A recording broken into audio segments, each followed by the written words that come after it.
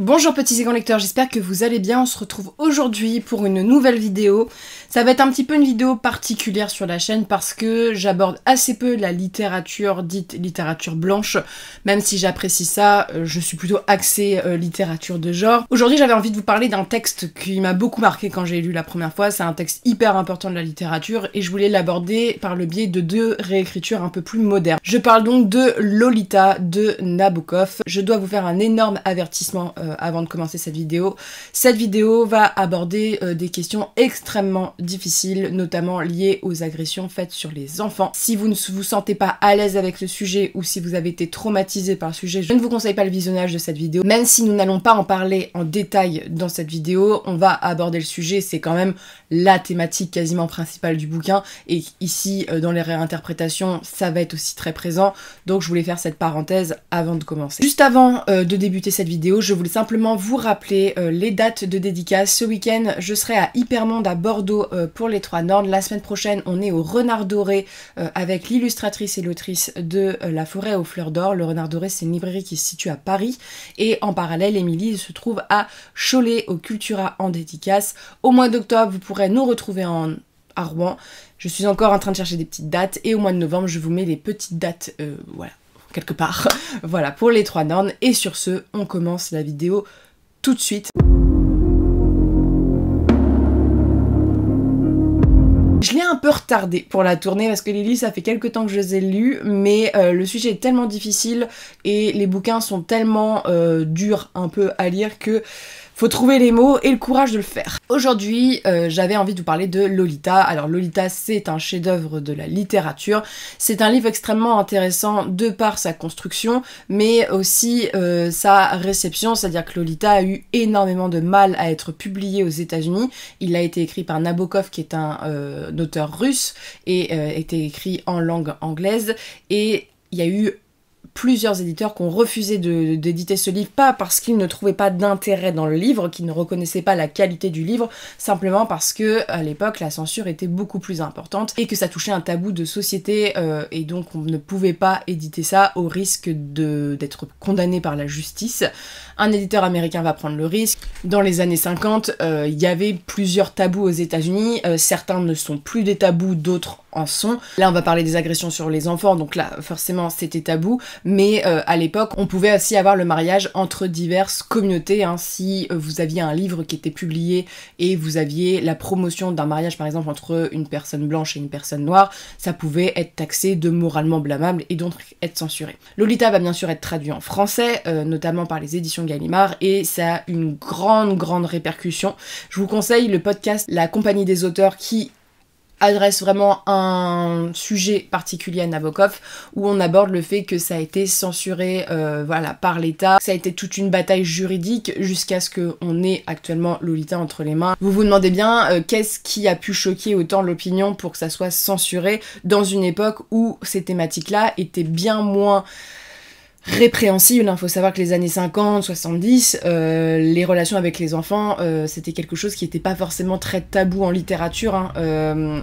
C'est pas un sujet que je vais forcément aborder aujourd'hui, mais on prenait les interviews de Maznev et tout à l'époque, c'est assez immonde. Le droit des enfants, c'est quelque chose d'assez tardif, et donc on voit bien que ça touchait aux mœurs, mais c'était quelque chose qui était bien moins blâmable à l'époque qu'à notre époque-ci. C'est pour ça que Lolita, aujourd'hui, choque peut-être d'autant plus qu'à l'époque, parce que on a des mœurs qui sont assez différentes des années 50, même si ça nous paraît pas si loin que ça. Dans Lolita, on va suivre l'histoire de Humbert Humbert. Humbert Humbert, c'est un homme d'une quarantaine d'années, un homme très intelligent, il me semble qu'il est professeur d'université, bref, il présente très bien sur lui, qui va tomber sous le charme d'une jeune fille, d'une très jeune fille, c'est-à-dire qu'Humbert Humbert commence le texte, parce qu'on est de son point de vue, en disant qu'il est très appréciateur du terme des nymphètes. Alors il faut savoir que le terme nymphète, ça a été un peu institutionnalisé par Nabokov. Les nymphètes, ce sont des jeunes filles entre 10 et 13 ans, il me semble, même un petit peu plus, 9-13 ans, qui correspond à un âge en fait avant la puberté. Je vais pas pouvoir emprunter certains mots parce que sinon ça va être la démonétisation, mais je vais, comme quand je parle de olé olé, souvent j'emprunte le terme fraise. Là, pour parler des agresseurs d'enfants, on va emprunter le terme de mûrier. Voilà, j'ai envie de dire ce terme-ci. Donc c'est un mûrier, voilà, et qui le dit, qui le prône, c'est un style de vie pour lui. Et il faut dire aussi, c'est une autre époque, et c'est pas le seul, il sait qu'il est entouré. Voilà, c'est toujours le cas aujourd'hui où il y a des réseaux et ce genre de choses, mais ce mûrier va faire la rencontre de la jeune Dolores. Le livre, il est écrit d'un point de vue un peu particulier, c'est un peu les confessions de Humbert avant sa mort, je vais pas vous expliquer forcément comment va se dérouler le roman, parce que c'est ce qui est intéressant aussi. Il va faire la rencontre de cette jeune fille, et va séduire sa mère et devenir en quelque sorte son beau-père, et par un concours de circonstances va partir avec elle et en faire comment dire ça de manière polie, mais en clair il va l'agresser, il va continuellement au terme du récit, il va la considérer comme sa petite amie, voilà, d'une certaine manière, il la fétichise, et le texte de Lolita est un texte extrêmement intéressant parce qu'on est du point de vue d'un mûrier, et ce qui est pas commun en littérature, on n'est pas du point de vue de la victime, on est du point de vue de l'agresseur, et ce qui fait que Lolita, actuellement encore, est considéré comme un livre qui peut mettre extrêmement mal à l'aise, qui est extrêmement tabou, et surtout, il y a beaucoup de gens qui ne comprennent pas Lolita. Il y a beaucoup de gens qui trouvent que Lolita fait la promotion des agressions, alors que Nabokov lui-même, à un moment dans une interview assez célèbre, a dit « mais vous avez absolument pas compris le livre ».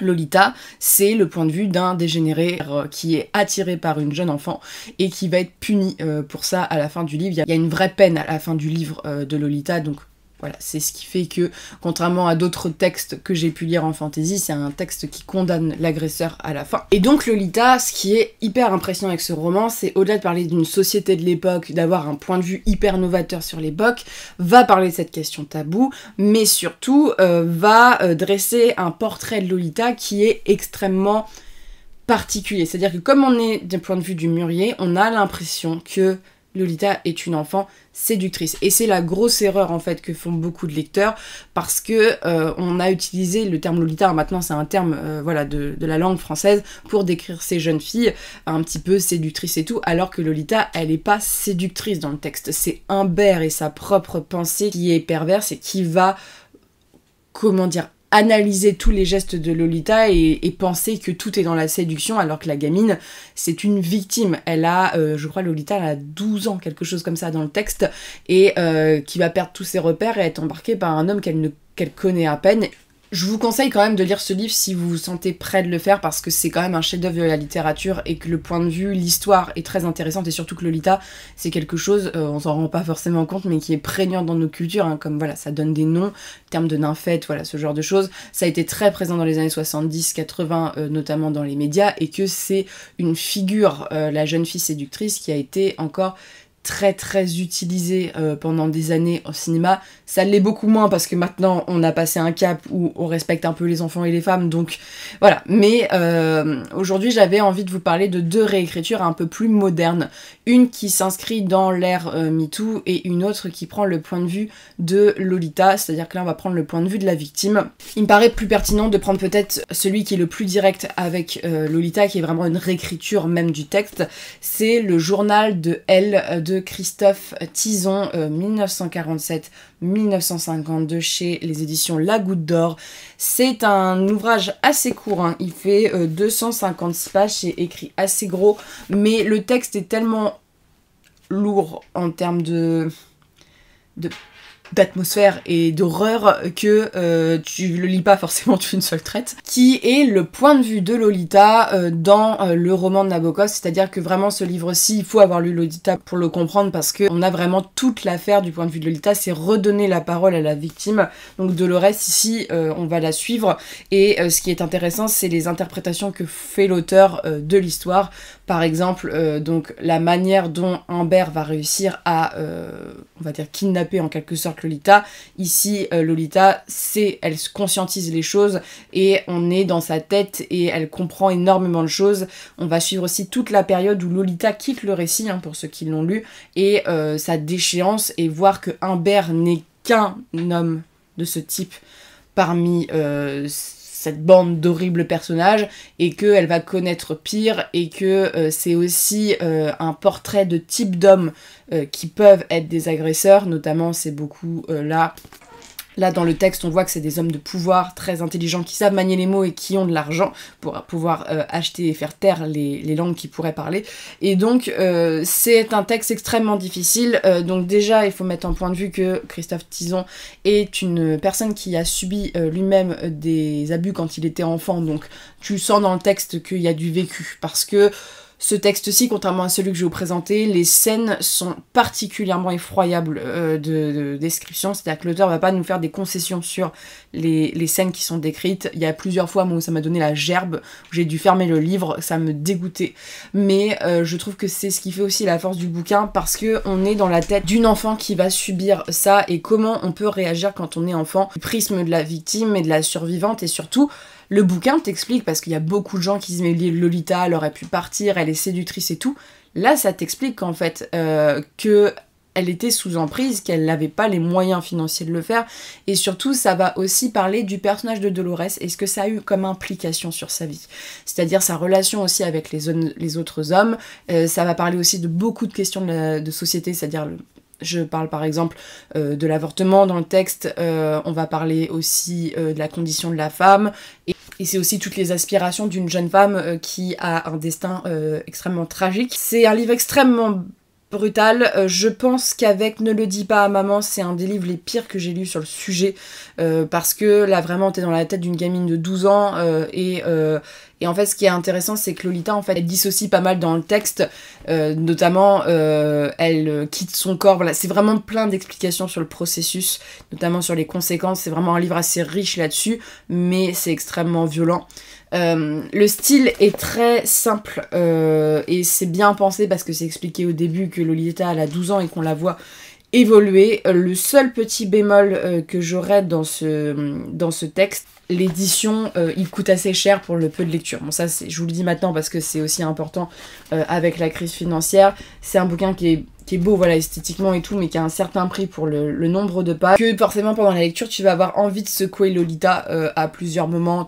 Au-delà de l'aider, il y a des moments, tu as envie, en fait, qu'elle agisse, parce qu'il y a aussi le fait qu'elle rentre, elle dissocie, elle rentre dans une sorte de passivité où elle accepte son sort, et ça, c'est un peu horrible. C'est un bouquin qui, pour le coup, je trouve, alors ça, c'est mon avis personnel, et voilà, mais qui parle énormément des agressions, et c'est omniprésent dans le texte, et qu'il y en a énormément, et ce qui fait que si on avait eu 2 ou 3 dans le bouquin, on aurait compris l'essence du texte.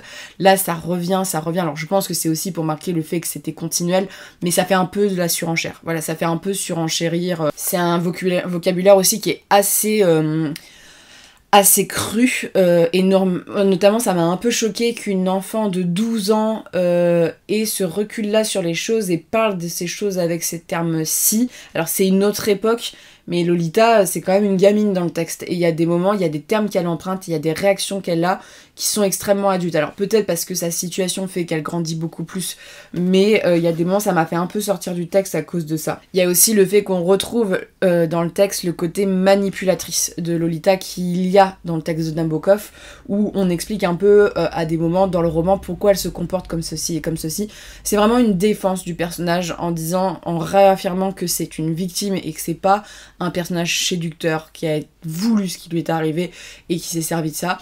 En fait, ce qui est un peu horrible dans le texte, c'est au-delà de Humbert, vraiment, c'est que l'après, donc pour ceux qui ont lu Lolita, vous voyez ce qui s'est passé, c'est encore plus effroyable, et il y a des moments dans le texte, et c'est un truc, alors c'est ce que ressent le personnage, et voilà, c'est son ressenti, mais moi ça m'a mis extrêmement mal à l'aise, c'est que il y a des moments, Lolita va regretter Humbert, et sa relation avec Humbert, et il y a des moments, je suis en mode, je suis pas sûre qu'un enfant va le regretter.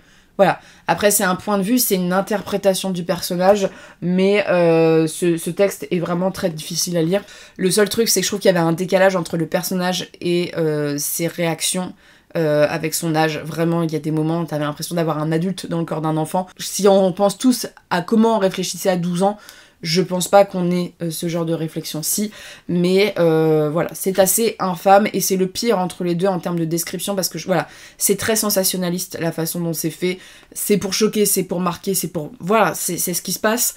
mais il y a des moments ça fait un peu surenchère et ça fait c'est un peu trop pour moi. Voilà, moi c'est pas ce genre de choses que j'apprécie forcément, genre personne n'apprécie ça, mais j'aime pas quand c'est comme je vous le dis, dans les récits déjà, moi j'aime pas les scènes olé olé, c'est un truc que j'aime pas lire. Tu peux en mettre une, mais au-delà d'une ou deux ça me saoule. Là, le fait que ça tourne beaucoup là-dessus et c'est voilà, dans le non-consentement et tout, c'est vraiment un peu lourd à la lecture. C'est difficile de mettre des avis négatifs sur ces livres-ci parce que au-delà du fait que Lolita, voilà, c'est un bon livre et qu'il y a de très bonnes choses, c'est que l'auteur, quand les auteurs eux-mêmes ont subi ça, c'est un peu horrible toi de dire voilà, j'ai pas aimé ça, tu vois, mais c'est mon ressenti personnel. Ensuite, il y en a un autre. Alors là, c'est un livre qui est un petit peu éloigné de Lolita, mais qui s'inscrit vraiment dans une réécriture, selon moi, qui se passe juste après la période MeToo, et qui s'inscrit en fait dans ce processus de dénonciation des victimes. Je vous présente Ma sombre Vanessa de Kate Elizabeth Russell. C'est son premier roman, il me semble. Ma sombre Vanessa, on va prendre le point de vue d'une jeune fille, alors qui est un peu plus âgée que Lolita. Il me semble qu'au début du récit, elle doit avoir une quinzaine d'années, 14-15 ans. Même peut-être, ouais, non. Elle est au collège, donc elle a peut-être 13-14, je ne sais plus. Ça va faire quelques mois que je l'ai lu. On va suivre donc les années 2000 avec une jeune fille qui s'appelle Vanessa, qui est une brillante élève de 15 ans. Elle va vouloir rentrer dans une école un peu prestigieuse parce qu'elle aime la littérature et qu'elle a envie un peu de faire des grandes études. Et là-bas, elle va faire la rencontre de Jacob Strain, qui est un professeur de littérature extrêmement réputé et qui a 42 ans. Et elle va tomber sous son charme, je mets de grands guillemets. Et donc ils vont entamer une relation tous les deux, notamment au sein de l'école et à l'extérieur de l'école. Et en parallèle, parce que c'est un livre qui a deux temporalités, on est en 2017, Vanessa a grandi, Vanessa est une adulte. Elle a une vie un peu déceptive selon elle, je crois qu'elle est, comment on appelle ça, réceptionniste, elle qui avait toujours eu des envies de grandeur littéraire, et elle va être contactée par une jeune femme qui est une des autres victimes de Strain et qui décide de porter plainte contre lui, suite notamment au mouvement MeToo, de dénonciation. Et Vanessa, elle, va recevoir cet appel et se poser des questions sur ce qu'elle considérait jusqu'alors son premier amour. C'est-à-dire que Vanessa, c'est un livre qui parle d'emprise, si on doit clairement le définir. Donc c'est le récit d'une jeune femme qui va se rendre compte peu à peu en réfléchissant que ce qu'elle avait fantasmé ou ce qu'elle avait eu comme relation avec son professeur n'était pas forcément de l'amour, était de la manipulation et qu'à l'époque, elle s'en rendait pas forcément compte. C'est un bouquin qui est assez intéressant sur la période parce que c'est quelque chose de bien plus moderne, hein. Comme je vous dis, les autres étaient dans les années 50, là on est dans les années 2000. Alors ce qui est horrible, c'est de dire que c'est quand même une question qui est toujours très présente. Voilà, il y a toujours des mûriers partout et c'est vraiment un fléau, malheureusement. Mais ici, au-delà de parler des agressions, de cette relation avec ce professeur, c'est de parler de tout le mouvement de dénonciation. Et en fait, Vanessa, c'est un personnage assez intéressant parce que t'as envie de la frapper pendant tout le roman. Dans le sens qu'elle veut pas dénoncer Strain au début, elle est très supportive de cet homme parce que elle a l'impression de l'avoir aimé. Et c'est aussi le phénomène d'emprise, le fait que dans ces procès-ci, on force aussi beaucoup les femmes à parler, et il y en a beaucoup qui ne se sentent pas à l'aise ou encore prêtes pour le faire. Et donc, c'est une réécriture de Lolita parce qu'il y a des passages assez importants qu'on retrouve, on a des schémas qu'on retrouve, on a ce professeur qui a Humbert était aussi professeur, une jeune fille ici qui est assez différente de Lolita, mais qui est aussi une très belle jeune femme, très intelligente, et qui, elle, va être séduite par les mots, un petit peu comme Lolita qui va être séduite, qui va au début pas être forcément très agressive avec Humbert parce qu'elle est un peu intriguée par ce personnage, même s'il la dégoûte voilà, assez tôt. Ce bouquin, il est très violent aussi, ça m'a beaucoup moins choqué que le précédent, parce que la façon dont sont racontées les scènes est assez différente, mais en fait ça m'a montré que t'es pas obligé d'utiliser des termes hyper horribles dans ton texte pour mettre le malaise et trouver ça infâme. Notamment, je pense que la première scène de relation qu'ils ont tous les deux, donc qui est une relation non consentie, parce que en fait ce bouquin, quand tu le lis d'un point de vue adulte et que tu vois cette gamine qui sait pas ce qui se passe, voilà, elle se rend pas compte de choses, t'as envie de la secouer et de lui dire de partir parce que tu vois qu'elle est sous emprise, et c'est, en tant que lecteur, je pense que l'émotion qui ressort, c'est vraiment t'as envie de te battre pour elle et que tu vois ça un petit peu de manière pas passive, mais tu peux rien y faire, voilà. Et donc, c'est vrai que ce livre-ci est un peu plus approfondi que l'autre sur ces thématiques là. Voilà, il y a vraiment cette scène-là m'a filé l'effroi, et donc ça il y a plusieurs scènes, mais c'est pas omniprésent comme l'autre, c'est plus une histoire où on va découvrir ce personnage de Vanessa qui elle-même va être fascinée, qui va vraiment la façon dont Strain va l'approcher, ce genre de choses, c'est quelque chose que tu imagines être fait par bon nombre de mûriers, la façon dont c'est fait. Et c'est aussi dans ce texte-ci, et ce qui n'était pas forcément le cas vraiment là, même si Lolita en parle un petit peu du fait que ça se voyait et que les gens ne sont pas intervenus, c'est la protection de l'enseignement vis-à-vis des professeurs et de leur comportement déviant. Ça parle aussi des parents de Vanessa qui auraient dû voir, voilà, qui auraient pu voir ce qui arrive à leur fille et qui ont fermé les yeux, qui rentrent en conflit avec elle, et même quand elle est adulte, vont pas forcément la soutenir de la manière dont il faut. C'est aussi les gens autour, ses camarades de classe. Vraiment, il y a des scènes qui sont assez horribles là-dessus. Et on prend par exemple, je prends toujours l'exemple que Vanessa, parfois, va dormir chez Strain, elle va vivre avec lui. Il y a des voisins, il y a des gens dans la rue qui la voient et tout. Ils ne se rendent pas compte qu'une gamine de 14 ans avec un homme de 40 ans qui visiblement n'est pas son père à la façon dont il se comporte avec elle, trouve pas ça bizarre, et que le renseignement va protéger ça. Et donc t'as ce côté-là, quand elle est jeune, qui est horrible, parce que tu vois le phénomène d'emprise qui est bien décrit dedans. L'autrice a signalé le fait, je crois, il me semble au début, qu'elle a vécu des choses horribles quand elle était enfant, mais que c'était pas en lien avec ce type de thématique, voilà. En plus, et que c'était pas inspiré de Ferrell, c'est-à-dire qu'elle n'a pas vécu ça avec un de ses professeurs. Et donc, ensuite, on a ce point de vue en 2017, qui est un point de vue beaucoup plus froid, où Strain, on le voit qu'il est vieillissant, que Vanessa est toujours sous son emprise, mais qu'en même temps, c'est une femme maintenant et qu'elle est plus armée face à ça. Un texte qui est pas du tout binaire en disant les méchants, les gentils, c'est beaucoup plus nuancé que ça. Et jusqu'au bout, Vanessa va aussi nuancer son propos vis-à-vis de Strain, et parfois en tant que lecteur ça nous choque un peu, mais c'est son ressenti de personnage, et on peut comprendre que c'est un personnage qui est dans un processus d'évolution, mais qui a eu l'impression pendant des années d'être amoureuse d'un homme, et qui se rend compte qu'elle a été manipulée et agressée par cet homme, et que ça se fait pas en un jour. C'est aussi ces scènes avec les autres victimes qui sont intéressantes, parce qu'on voit un peu le processus de dénonciation, et le deuxième partie, c'est sa relation avec Strain, qui passe beaucoup par des appels téléphoniques ou des lettres, et qui est aussi un rendez-vous qu'ils ont, et qui, toi, te file, parce que le personnage de Strain file vraiment froid dans le dos. Je trouve qu'il est encore plus effrayant qu'Humbert Humbert, parce que autant dans le Lolita là, Humbert Humbert, il est vraiment... T'as pitié pour lui. Vraiment, c'est horrible de ressentir ça, mais ce mec, en fait, il est malade. Il est... je sais pas, il crée une sorte de pitié. Je sais pas, il y a un truc un peu horrible. Il y a un truc un peu de... c'est un être abject, tu vois, mais un peu bas, aussi bactère.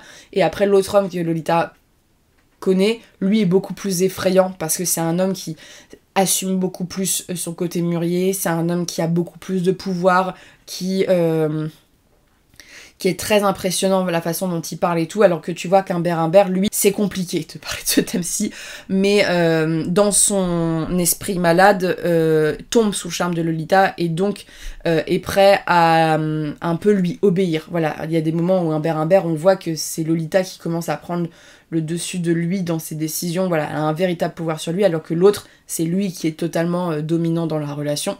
Ici, Strain, on est vraiment sur un personnage horrible, très puissant, et même en vieillissant, c'est un homme qui n'a pas de concession, qui est très fort et qui est manipulateur, mais genre manipulateur à en gerber. Genre sa première réaction quand il va être accusé par ces victimes-là, c'est de contacter Vanessa pour lui dire que elle était différente des autres, que ces filles-là, elles l'ont approché, celles qui l'ont séduite. Genre, il essaye de lui retourner le cerveau jusqu'à la fin. Le personnage de Vanessa est pas un personnage très attachant, moi personnellement, dans le texte, et c'est ce qui fait que ça a pas été non plus une lecture que j'ai 100% appréciée. C'est que, bon après, je pense que c'est voulu, mais c'est un personnage qui est assez horrible dans ses réactions parfois, qui est assez... qui a une haute opinion d'elle-même à plusieurs moments dans le récit. On a ce portrait de jeune fille innocente, mais en grandissant, tu vois que que toute cette horreur a déteint sur son caractère et ce genre de choses. Il y a des mots qui sont extrêmement violents, ses réactions parfois peuvent être difficilement compréhensibles. On n'est pas dans la tête du personnage, c'est compliqué, chacun réagirait d'une façon différente. On pourrait écrire Ma sombre Vanessa avec d'autres personnages et ils réagiraient pas de la même façon. Ce que j'ai apprécié, c'est vraiment l'ancrage actuel de ce bouquin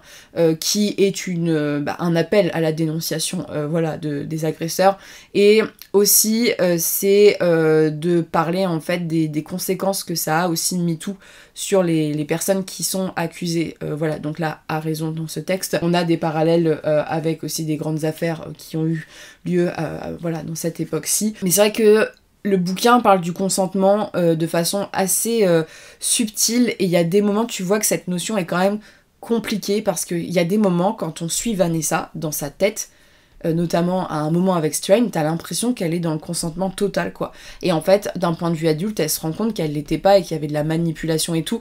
Donc ça te mindfuck plusieurs fois le cerveau, mais en même temps, c'est ce qui fait la richesse. Le style est plutôt agréable, assez simple, mais ça se lit assez vite. Personnellement, moi j'ai beaucoup aimé, pour le coup, ma lecture, même si les scènes d'agression ont été assez insurmontables à lire, notamment la première où t'as forcément des hauts de cœur quand tu lis ce livre aussi. Pas à mettre entre toutes les mains, surtout entre les mains de personnes qui auraient pu être concernées par la question, parce que ça peut être extrêmement violent de se reconfronter à ça. Mais je pense que si ça avait été juste le point de vue de Lolita, juste le point de vue de Vanessa quand elle est... Voilà, ils ont mis quand même le A à la fin, tu vois, donc tu vois bien la ressemblance. Quand elle est jeune, ça aurait pas apporté quelque chose. En fait, c'est vraiment le fait qu'il y ait le truc en 2017 de dénonciation et de prise de conscience qui fait la richesse de ce texte, qui a été élu, qui a eu des prix, il me semble, hein, parce que ça a été quand même un texte assez retentissant pour une première publication. Mais je vous le conseille, il est disponible donc en poche, et pour le coup, c'est une lecture qui fait 500 pages. Voilà, ça t'occupe quand même pas mal, et sachant que les thèmes sont tellement lourds que tu lis pas ça forcément de gaieté de joie ou très très vite. Bouquin qui va te faire ressentir du dégoût, de la colère, et ça, que ça soit dans les deux, mais aussi qui va te faire prendre conscience de la manière dont les agresseurs et les mûriers agissent, comment ils arrivent à manipuler, et le fait que quand on est jeune, c'est horrible à dire, mais c'est la facilité qu'ils ont à embrigader des jeunes filles dans leur filet, et la manière dont ils sont protégés par la société. Je prends l'exemple ici donc du corps enseignant. Dans le journal de Elle, à un moment, si je me trompe pas, il y a Lolita et Humbert qui sont arrêtés par la police, et en fait personne ne dit rien. Humbert réserve des chambres d'hôtel avec des lits doubles, voilà, juste pas de lit simple, genre des lits doubles avec une gamine qui physiquement ne lui ressemble pas et qui ne porte pas son nom, et du genre c'est pas sa fille, même s'il va la présenter progressivement comme sa fille, et personne ne trouve ça bizarre qu'un homme de 40 ans dorme avec son enfant, même qu'un père dorme avec sa fille alors qu'elle a 12 ans et demi. Donc vraiment, c'est aussi horrible à dire, mais c'est que ces bouquins, les années 50, les années 2017, 2000, la question elle a pas forcément évolué. Le droit a évolué, mais ces profils existent toujours. La société n'a pas forcément changé sur ces questions-ci, et le fait qu'on ferme les yeux sur ces situations, et voilà, c'était un peu important pour moi d'en parler, parce que c'est un problème de société extrêmement prégnant, que les chiffres des agressions faites sur les enfants augmentent tous les ans.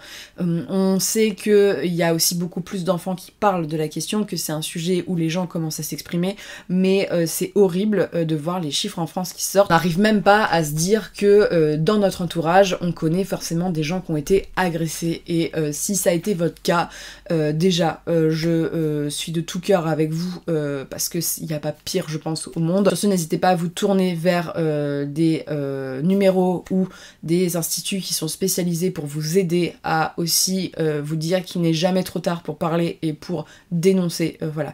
Même si c'était il y a 40, 50 ans, il n'y a pas de problème, et que même si c'est des proches et que ça détruit des familles, sachez que parler, ça peut sauver aussi d'autres enfants, parce que ces profils-là, ils en sont pas à leur premier coup et peuvent s'attaquer à d'autres enfants. Donc voilà, je vais pas en parler plus parce que c'est un sujet compliqué, mais sachez qu'il y a des gens qui sont à votre écoute, et que ça ne doit pas vous définir en tant que personne et que vous pouvez surmonter ça, voilà, même si c'est extrêmement dur de le faire. Et l'espace commentaire, si c'est quelque chose qui peut vous soulager, peut être un endroit où vous pouvez vous exprimer sur le sujet ou donner des conseils ou des numéros pour les gens qui voudraient chercher de l'aide. Et sur ce, n'hésitez pas à me dire si vous avez lu ces livres, si vous avez lu Lolita, si vous me recommandez d'autres ouvrages. J'ai d'autres ouvrages dans la même thématique, comme Ne le dis pas à maman et tout, qui sont abominables, qui sont des témoignages, là, pour le coup. Mais sur ce, je vous souhaite de très bonnes lectures, une très bonne journée.